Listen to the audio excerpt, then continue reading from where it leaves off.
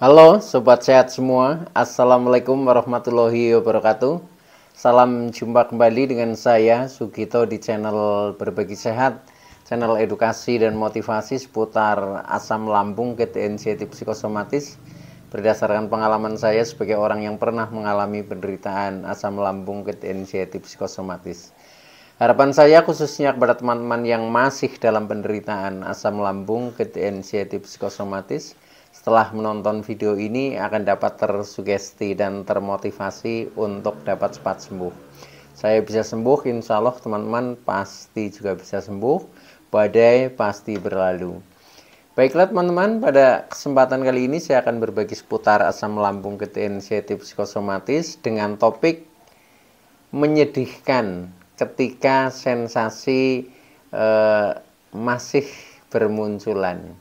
Baiklah teman-teman ya, sebelum saya lanjutkan, tolong yang belum subscribe channel ini, klik subscribe dan loncengnya supaya teman-teman tidak ketinggalan konten video-video berikutnya. Dan jika suka, klik like, selalu bagikan ke sosial media teman-teman. Semoga bermanfaat buat kita semua. Baik, kita lanjutkan. Jadi topik kita kali ini adalah menyedihkan ya, ketika sensasi selalu bermunculan. Nah, teman-teman semua perlu kita sadari bahwa penderitaan asam lambung, kit inisiatif psikosomatis yang disebabkan oleh multifaktor ya, baik itu faktor fisik maupun faktor psikis, dengan sensasi yang sangat beragam ya, mulai dari ujung rambut sampai dengan ujung kaki yang sering kita kenal sebagai 1001 rasa sensasi, memang sungguh luar biasa, sungguh dahsyat dan perlu kita tangani dengan bijak agar penderitaan asam lambung, kit inisiatif psikosomatis dapat cepat membaik atau dapat cepat sembuh total. Nah, khusus pada season kali ini saya sharingkan ya, berbagi dengan topik ini, yaitu kita merasa sedih ya ketika sensasi itu masih selalu ada ya. Nah, itu wajar ya, karena memang prosesnya itu kadang seperti itu ya, tetapi ketika kita merasa sedih berkelanjutan, nah ini yang menjadikan efek tidak bagus ya, menjadi kurang baik, dan akhirnya ketika kita sedih tanpa batas ya, selalu berkesedihan, nah ini yang akhirnya menimbulkan psikis kita ya, termasuk pikiran, perasaan, ini menjadi larut tenggelam dalam hal yang menyebabkan negatif ya. Contohnya dengan kita selalu merasakan sedih, nah itu otomatis ya, itu lambung juga akan meresponnya negatif atau menjadikan asam lambung tidak normal. Nah, oleh karena itu ini harus kita hentikan ya, dari rasa sedih kita rubah bagaimana caranya supaya kita menjadi rasa bahagia, karena sejatinya ya, sehat itu adalah kebahagiaan. Dan kebahagiaan itu adalah menyehatkan. Makanya ketika kita ingin sehat ya, kita harus bisa merasakan kebahagiaan. Nah, maka kikislah kesedihan-kesedihan itu. Nah, itu yang akan saya kupas dalam konten kali ini. Oleh karena itu, tolong ikuti video ini sampai dengan selesai supaya tidak gagal paham, dan alangkah baiknya jika teman-teman juga menonton video-video saya yang lain ya, karena di setiap video itu saling berhubungan, saling melengkapi, akhirnya menambah pemahaman kita menjadi semakin komplit ya. Nah, dengan pemahaman kita yang cukup komplit, nah maka akan mempermudah ya, atau membantu ikhtiar kita untuk berikhtiar secara holistik ya, menyelesaikan jeratan asam lambung, kit inisiatif psikosomatis hingga cepat sembuh total. Nah, baik teman-teman ya, kembali kepada topik ya. Jadi kita sering merasa sedih ya ketika sensasi itu masih ada lah ya, masih ada, atau ini juga bertingkat-tingkat ya. Kadang ada yang masih ada tetapi sudah agak jarang, kadang masih ada tetapi sering ya, bahkan tidak, seperti tidak ada putusnya ya, tiap hari ibaratnya sensasi masih ada. Nah, ini yang menjadikan menyedihkan, karena saya juga mengalami di fase-fase seperti itu ya, betapa menderitanya, betapa kita merasa tidak nyamannya itu ketika sensasi-sensasi itu masih selalu bermunculan. Nah, oleh karena itu kita harus bisa memahami dan kita harus bisa istilahnya mencari solusi bagaimana caranya agar hal-hal yang bisa menimbulkan sensasi, yang sensasi itu menimbulkan kesedihan ya, supaya menjadi cepat teratasi lah. Akhirnya kita bisa merasakan kebahagiaan. Nah, oleh karena itu saya ingin sampaikan kepada teman-teman ya, sensasi kalau kita bagi ya, ini ada beberapa ya. Contohnya yang pertama ada sensasi di seputar perut ya, yang kedua ada sensasi di seputar dada, kemudian ada sensasi di seputar kepala ya, ada sensasi di tubuh kita lah ya secara keseluruhan. Itu pun ada termasuk sensasi secara mental, secara psikis. Contohnya ketika kita masih merasakan selalu cemas, selalu khawatir ya, selalu was-was, selalu merasa takut ya, tidak punya keberanian dan lain sebagainya. Nah, itu juga sensasi-sensasi yang dalam hal ini adalah secara psikis. Itu pun sama, ujung-ujungnya membuat kita menjadi merasa sedih yang berkepanjangan. Nah, ini yang harus kita akhiri teman-teman, supaya kita menjadi semakin membaik dan akhirnya nanti kita akan mudah terlepas dari jeratan asam lambung ketensiatif psikosomatis. Baik teman-teman ya, jadi kita lihat yang pertama yaitu ketika kita masih mengalami banyak sensasi, contohnya sensasi di seputar perut ya. Kadang kita masih merasakan yang perut kembung lah, yang merasa begah, yang perih ya, yang sembelit ya. Nah, itu bermacam-macam sensasi. Nah, itu ketika masih merasakan hal-hal seperti itu, maka solusinya ya, selain katakanlah kita minum obat ya, nah itu juga baik ya, tetapi kadang kita juga belum bisa menemukan katakanlah perubahan yang cukup signifikan. Nah, berarti kita kan juga harus mencari jalan-jalan yang lain ya. Nah, itu mudah-mudahan sih misalkan dengan obat itu sudah bisa mengatasi dan akhirnya sudah merasa sembuh, itu lebih baik lagi ya. Tetapi karena kadang faktornya juga multi, sehingga ketika kita belum mengatasinya, belum tepat sesuai dengan penyebabnya, itu biasanya yang kadang masih susah ya. Nah, maka dari itu ada beberapa tip ya, ketika di seputar perut kita masih merasakan sensasi-sensasi seperti itu ya, ada sering merasa kembung, begah, perih, sembelit ya, kadang mengganjal di ulu hati ya, dan seterusnya lah ya, itu seperti itu. Nah, itu maka solusinya ya, ini di luar obat maksudnya ya, karena kalau obat itu terus terang bukan kompetensi saya, sehingga saya tidak berani merekomendasikan ya, tetapi saya berdasarkan pengalaman yang sudah saya praktekkan. Nah, ini ada beberapa hal yang bisa membantu ketika kita masih mengalami hal seperti itu ya.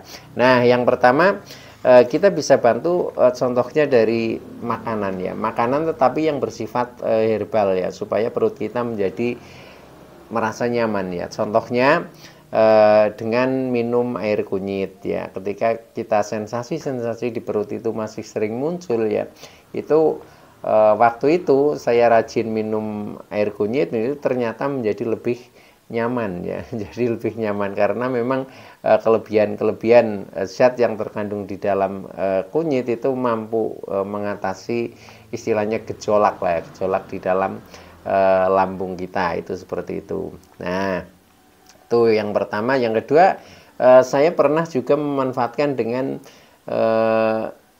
rutin makan bubur pati irut ya, pati irut atau ada yang menyebut pati Garut ya, itu atau aci ya. Nah, itu bubur aci. Nah, itu sama saja, biasanya di setiap daerah punya nama sendiri-sendiri. Intinya itu. Nah, itu juga bagus ya. Jadi kita bahkan kita makan di pagi hari sebelum kita makan ya, sebelum kita makan. Jadi itu sebagai dasar ya untuk melapisi lambung mungkin ya. Nah, itu akhirnya begitu kita nanti makan itu lambung kita sudah merasa nyaman karena sudah terlapisi oleh bubur pati irut tadi ya, atau bubur aci ya, atau pati Garut, yaitu nama-namanya kadang berbeda ya sesuai daerah, tapi intinya sama lah. Yang penting Nah itu juga bisa dilakukan teman-teman ya. Nah akhirnya lambung kita menjadi semakin membaik, semakin baik, semakin akhirnya sembuh. Nah itu kalau memang itu faktornya dari faktor fisik ya yang bermasalah ya, contohnya lambungnya mungkin teriritasi ya, atau mungkin ada semacam luka dan lain sebagainya. Kalau itu sudah teratasi sembuh ya sudah selesai ya. Tetapi ketika kita kembung, yaitu disebabkan karena faktor psikis ya, dalam artian yang bersifat fungsional ya. Kalau tadi yang bersifat organik ya, organik itu mudah disembuhkan. Kalau istilahnya dikasih obat, obatnya sudah cocok, atau herbalnya sudah cocok ya sudah selesai sembuh ya. Tetapi yang namanya fungsional, karena ini hubungannya dengan psikis kita, nah ini yang kadang agak susah ya, karena sifatnya luka, tapi lukanya bukan luka fisik tetapi luka batin. Nah itu memang ini harus dengan kesadaran soalnya untuk menemukan hal itu ya. Nah itu, tetapi sifatnya sama saja ya. Saya sering menyampaikan di dalam konten-konten saya itu sebenarnya sifatnya universal ya. Jadi baik itu mengatasi secara organik, mengatasi secara fungsional, itu berkaitan ya. Berkaitan itu seperti itu ya. Jadi tidak bisa dipisahkan antara satu hal dengan hal yang lain itu, karena saling berhubungan itu. Nah kemudian ya bisa juga misalkan masih sifatnya makanan herbal ya, saya untuk kembung-kembung itu juga sepertinya menjadi sembuh ya waktu itu, pada saat di awal-awal ya. Saya kan masih awalnya dulu dari emah ya, emah itu. Nah itu dengan rajin makan tape singkong ya. Tape singkong tiap hari itu satu bungkus lah. Satu bungkus waktu itu harganya cuma Rp1.000 ya di warung tetangga saya itu. Saya tiap pagi ya itu ambil itu ya. Nah itu tiap hari makan satu bungkus. Nah itu juga yang saya rasakan kalau tape singkong itu menjadi pengeluaran angin ya, itu lebih mudah ya. Contohnya kita mudah buang angin, kita mudah sendawa. Nah akhirnya seperti rasa kembung-kembung itu menghilang ya. Selain itu juga pencernaan menjadi lancar ya, karena mungkin itu kan lunak ya, mungkin itu sudah bentuknya fermentasi sehingga membantu pencernaan kita. Itu seperti itu. Nah selain dari itu pernah saya juga rutin dulu itu makan labu kuning ya, labu kuning rebus ya. Itu kan lunak sekali ya yang namanya labu itu. Nah itu hanya direbus saja. Nah itu kita makan ya, kita makan itu juga di lambung sangat nyaman. Termasuk yang mungkin BAB-nya kadang kurang lancar, ketika kita rajin makan itu labu kuning rebus ya, itu menjadi mudah sekali lancar. Intinya pencernaan menjadi lebih lancar lah, karena sifatnya itu yang sangat lunak ya, sangat lembut ya labu kuning. Nah itu akhirnya memperlancar pencernaan, akhirnya menjadi nyaman. Itu pun sangat berarti bagi saya karena membantu kesembuhan saya ya itu. Nah selain itu, kalau yang dari bentuknya buah, nah itu yang menurut saya ya cocok di saya itu adalah pisang kepok teman-teman ya. Dengan rajin makan pisang kepok, nah itu sama ya, di lambung menjadi lebih nyaman. Dan setelah saya pelajari, memang juga itu pisang kepok bisa ya istilahnya membantu melancarkan pencernaan, termasuk juga menetralkan asam lambung, itu seperti itu ya. Nah jadi positif lah, walaupun mungkin juga ada juga yang begitu makan itu rasanya kurang cocok ya, karena memang kadang sensitivitas tubuh kita itu berbeda ya. Tetapi ketika kita memang mendapatkan informasi yang baik ya, apa salahnya ketika kita coba ya. Cuma untuk mencoba ya caranya sedikit dulu ya. Kalau memang cocok, nah itu lanjutkan. Nah, itu termasuk proses bagaimana cara mengatasi sensasi-sensasi supaya menghilang, khususnya sensasi di seputar perut ya, yang perutnya merasa banyak sensasi, entah itu kembung, entah itu begah, entah itu perih, entah itu sembelit dan lain sebagainya ya itu. Nah kemudian yang berikutnya sensasi yang kedua ini ya, sensasi seputar dada. Nah ini di seputar dada itu juga banyak sekali sensasi, apalagi ketika kita masih mengalami GERD ya, masih ada kenaikan asam lambung ke kerongkongan. Nah, itu biasanya dada yang merasa dadanya panas, merasa nyeri ya, bahkan sampai ke tenggorokan ini nyeri ya, yang rasa-rasa asam bahkan sampai ke mulut ya, tenggorokan merasa mengganjal, kemudian kadang merasa sesak di dada ya, atau nafasnya pendek, kemudian dada kadang merasa sakit bahkan ya, bahkan ada sakit yang seperti tertusuk ya, itu ada sakit yang berpindah-pindah, kemudian di ulu hati mengganjal ya, kemudian pokoknya banyak sekali lah, itu seperti itu intinya. Di seputar dada itu menjadi tidak nyaman. Nah itu, nah ketika seperti itu maka itu juga harus kita mencoba mengatasinya ya, mengatasinya yaitu dengan cara, karena ketika dada sering merasa tidak nyaman itu bisa diindikasikan itu masih sering terjadi GERD ya. Nah maka dari itu solusinya ya yang pertama turunkan GERD ya. Bagaimana caranya? Contohnya dengan rajin minum air ya, minum air hangat ya terutama ya, karena ketika kita sering minum nah, otomatis GERD itu akan terbawa oleh air ya, akhirnya masuk ke lambung lagi. Nah ketika asam lambung sudah masuk ke lambung lagi sebenarnya nggak masalah ya itu, tetapi kadang kan masih ada sisa-sisa. Nah itu yang menyebabkan kadang rasanya menjadi panas, menjadi nyeri dan lain sebagainya, itu seperti itu. Nah maka itu ya, jadi ketika masih di seputar dada banyak sensasi, yang pertama solusinya adalah rajin minum air hangat ya, kemudian makan dengan porsi kecil ya, karena dengan porsi kecil nanti GERD juga tidak akan naik ya, karena lambung tidak terlalu penuh, itu seperti itu. Jadi usahakan porsi kecil tetapi ini apa, sering. Jadi bisa sehari katakanlah 4 kali atau 5 kali itu juga nggak masalah gitu. Atau mungkin bisa juga ditambah ngemil ya, karena kalau kita terlambat makan sampai terlambat makan itu juga sama ya, lambung akan bereaksi menjadi negatif ya, menjadi tidak normal. Maka salah satu hal untuk mengatasi itu bisa kita bantu dengan ngemil ya. Nah ngemil yang saya lakukan dulu itu sering saya ngemil pakai rebusan, contohnya rebusan singkong ya, rebusan talas ya, rebusan ini apa, ubi ya, tetapi ubi jalar itu yang pohonnya naik ke pohon itu atas ya itu. Nah itu juga ternyata lebih mendamaikan ya itu. Nah itu juga bisa dicoba teman-teman ya itu. Atau kalau misalkan roti ya boleh ya, itu kalau dulu saya pakainya roti gandum ya, roti gandum itu kan lebih lembut juga ya. Nah itu saya pakai itu. Kalau roti kadang ketika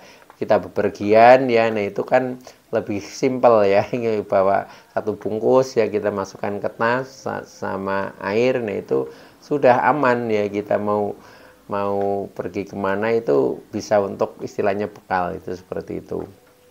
Nah itu ketika di seputar dada masih sering terjadi sensasi seperti itu teman-teman ya. Jadi selain itu juga ada hal-hal lain yang harus di ini apa lakukan ya. Contohnya misalkan habis makan itu jangan langsung tiduran ya, atau tiduran dengan posisi nyender, kepalanya lebih tinggi. Ini supaya tidak terjadi GERD itu seperti itu. Walaupun kadang sudah dilakukan seperti itu saja masih saja terjadi ya, ketika kita memang ininya apa, maksudnya asam lambungnya masih tinggi, itu kadang terjadi seperti itu. Tetapi paling tidak kita itu punya upaya lah, punya upaya bagaimana caranya supaya menjadi lebih membaik seperti itu. Karena semuanya itu adalah butuh proses, sehingga begitu kita melakukan sesuatu itu ya tetap ada hasilnya, tetapi tidak langsung dalam arti perubahan yang cukup drastis itu nggak mungkin ya, karena ini adalah merupakan merubah karakter, merubah diri, maka sedikit demi sedikit. Makanya saya sering ngomong sedikit demi sedikit nggak apa-apa, yang penting progres, itu seperti itu ya. Yang penting kita jangan kembali ke nol lagi, itu seperti itu. Nah itu yang harus kita lakukan dengan sabar. Makanya di sini dibutuhkan kesabaran ya, kesadaran ya, ketulusan, keikhlasan, kepasrahan, itu fungsinya seperti itu, supaya secara mental kita juga tahu proses itu loh. Jadi dengan seperti itu maka secara psikis jauh menjadi lebih tenang, itu seperti itu. Nah, itu ketika sensasi-sensasi di dada masih sering muncul. Nah, kemudian yang lain lagi, contohnya sensasi di seputar kepala ya. Seputar kepala itu sering kita merasa kepalanya berat, pusing-pusing ya, kadang keliengan, kadang mata buram, kemudian telinga berdenging, mulut asam, dan lain sebagainya. Nah, itu juga pernah saya alami seperti itu. Nah, ketika masih seperti itu, ini memang kita paling tidak harus menjaga banyak hal ya. Contohnya kita menjaga 3P ya, pola makannya kita jaga dengan baik, kemudian pola hidupnya kita jaga dengan baik, termasuk pola pikirnya. Nah, ini lebih penting lagi ya, karena ketika kita contohnya pikiran kita masih sering negatif, masih sering kemana-mana, kemudian kecemasan kita masih tinggi, ya sudah munculnya di fisik itu. Kadang kita merasanya seperti itu, yang hariannya kepala berat lah, yang keliengan lah, yang bahkan seperti vertigo lah, dan seterusnya, yang mata buram lah, itu seperti itu. Maka ya itu kita sadari saja ya, terutama 3P itu harus kita jalankan, harus kita konsisten seperti itu. Nanti insya Allah akan membaik teman-teman ya, ketika kita memang dengan kesadaran ya, dengan keikhlasan kita lakukan saja. Termasuk penderitaan-penderitaan yang selama ini menyedihkan, nah itu memang harus kita terima ya, kita terima, kita syukuri ya. Kemudian kita ambil hikmahnya. Jadi hikmahnya nanti kita bisa merasakan ternyata justru menjadi kita disadarkan supaya kita istilahnya menjadi lebih baik lah dari hal-hal yang sebelumnya itu seperti itu, melalui istilahnya ujian ya, ujian walaupun bentuknya penderitaan asam lambung ketensiatif psikosomatis, tapi ini tidak apa-apa. Jadi kita syukuri bahwa kita yang mengalami adalah termasuk orang-orang pilihan ya, orang-orang pilihan yang diingatkan ya, yang disayangi oleh Sang Pencipta supaya menjadi lebih baik teman-teman ya, itu. Nah, itu ketika sensasi di seputar kepala masih sering bermunculan, itu seperti itu. Nah, jadi masih banyak sensasi-sensasi yang lain ya teman-teman, cuma ini karena terbatasi oleh durasi ya, supaya tidak terlalu panjang. Nah, mungkin nanti bisa disambung pada konten-konten berikutnya. Intinya yang penting kita tetap menerima apapun keadaannya ya, kita harus menerima dengan sabar, tulus, ikhlas ya, bahkan pasrah kepada Sang Pencipta, Tuhan Allah Subhanahu wa Ta'ala ya, agar hal ini cepat membaik, dan insya Allah kita pasti bisa ya melalui masa-masa yang menyedihkan ini, yang nantinya akan berubah menjadi kebahagiaan dan akan indah pada waktunya ketika sudah sampai. Baik, itu dulu yang bisa saya sampaikan ya, kurang lebihnya mohon maaf ya. Terima kasih atas like, subscribe, serta komennya. Saya Sugito dari channel Berbagi Sehat. Saya bisa sembuh, insya Allah teman-teman pasti juga bisa sembuh, badai pasti berlalu. Oke, terima kasih. Wassalamualaikum warahmatullahi wabarakatuh.